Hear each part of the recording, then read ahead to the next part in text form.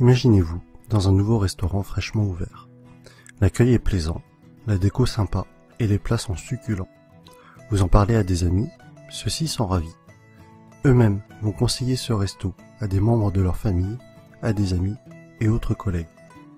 Et petit à petit, le restaurant commence à se faire connaître via ce que l'on appelle le bouche à oreille. Dans la majorité des cas, le restaurant ne vous aura pas payé un centime, ni même adressé un remerciement, alors que vous êtes à l'origine de peut-être plusieurs dizaines de clients, car tout cela s'est fait naturellement et de manière transparente. Eh bien, il existe un type d'entreprise qui utilise la puissante force du bouche à oreille pour se développer. Il s'agit du marketing relationnel, aussi appelé marketing de réseau ou MLM, pour multi-level marketing. On parlera de network marketing en anglais. Le problème, en France, c'est que le marketing relationnel est non seulement mal connu, mais en plus à mauvaise presse. En effet, trop souvent, les médias n'en parlent que dans le cas d'arnaque, et malheureusement, il en existe, et très rarement comme une possibilité de réussir. Les médias, pour attirer de l'audience, doivent faire dans le scandale, dans ce qui choque. Mais ceci est un autre débat. Mais effectivement, certaines entreprises sont des systèmes pyramidaux déguisés. Une pyramide, qu'est-ce que c'est au juste? Je vous invite à cliquer sur cette vidéo pour découvrir une animation très bien faite expliquant ce qu'est une pyramide de Ponzi. En résumé, non seulement c'est une arnaque, mais c'est aussi illégal. Le système est basé sur la promesse de faire de miraculeux retours sur investissement, juste avec de l'argent que tout nouvel entrant va apporter. Autrement dit, l'argent des nouveaux paye le bénéfice des anciens. Et si, à un moment donné, les entrants ne sont pas assez nombreux, eh bien la pyramide s'écroule, car les anciens ne perçoivent plus d'argent. Ce qui est important à comprendre est que lorsque vous entrez dans une entreprise de marketing relationnel, vous êtes avant tout le distributeur d'un produit réel, le représentant d'une marque. Sans produit, ou avec un produit fictif, on rentre alors dans un système pyramidal. D'autre part, dans une pyramide, les anciens sont forcément plus riches que les nouveaux.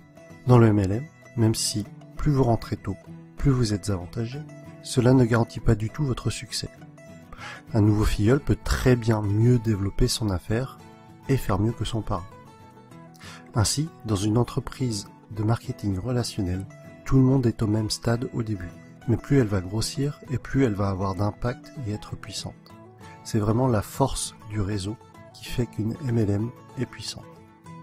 Et Robert Kiyosaki insiste vraiment sur ce point dans le livre « L'entreprise du XXIe siècle ».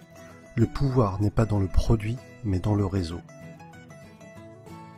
Pour en revenir à ce que l'on évoquait au début de la vidéo, le bouche à oreille est le principal véhicule de communication d'une société de marketing relationnel, si bien qu'il n'y a pas ou peu de publicité. Et ce budget pub, qui est souvent faramineux pour les grandes entreprises, est reversé aux distributeurs et ou consacré à l'amélioration du produit qui en général est excellent.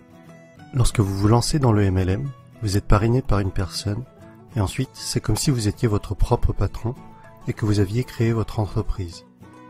Votre but et votre source de revenus vont être de deux types, soit en parlant du produit autour de vous et en le revendant, soit en parrainant d'autres personnes qui elles-mêmes vont devenir distributeurs.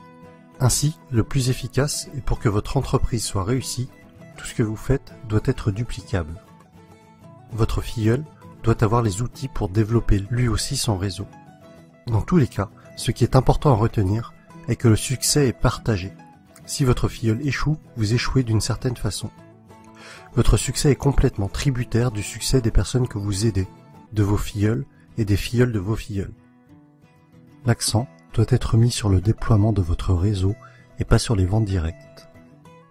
Ainsi, ceux qui réussissent le mieux en MLM ne sont pas les vendeurs ou les commerciaux, mais plutôt les personnes pédagogues, les profs et les formateurs. Et personnellement, autant je trouve la réussite personnelle gratifiante, autant aider les autres à réussir l'est encore plus. Autre sujet que je trouve intéressant, c'est que votre entreprise grandit avec vous. Vous gagnez de l'argent en apprenant et en appliquant les méthodes de vos parrains et de votre upline. C'est le terme indiquant les personnes antérieures à vous dans la vie du MLM. Autre point fort du marketing de réseau est que pour devenir distributeur, cela demandera en général un faible investissement financier au départ, contrairement à la majorité des créations de nouveaux business. Aujourd'hui, si vous comptez ouvrir une franchise du type McDo, Subway ou Starbucks, il vous faudra probablement plusieurs centaines de milliers d'euros, alors qu'en MLM, cela vous demandera la plupart du temps quelques centaines d'euros. Ensuite, tout est préparé pour vous. Vous allez avoir votre propre boutique en ligne, tout un tas de plans de formation pour vous, mais aussi pour vos filleuls, ainsi que différents kits de présentation. Un autre point essentiel, et qui pour moi m'attire beaucoup, les entreprises de marketing relationnel offrent des paliers au niveau de leur plan de compensation.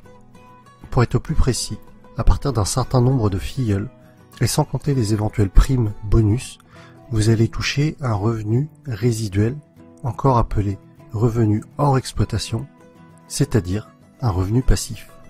Les bonnes MLM sont donc de formidables véhicules vers l'indépendance financière de fait de ce revenu passif engendré par le parrainage d'autres personnes. Je rajoute que les MLM sont un type d'entreprise qui a une croissance des plus fulgurantes à l'échelle mondiale ces dernières années. Aux USA, ça a vraiment explosé depuis les années 90. Et avec Internet, c'est encore plus facile d'augmenter son réseau qu'auparavant. De plus, c'est une activité que l'on peut tout à fait démarrer sur notre temps libre pour un revenu complémentaire au début.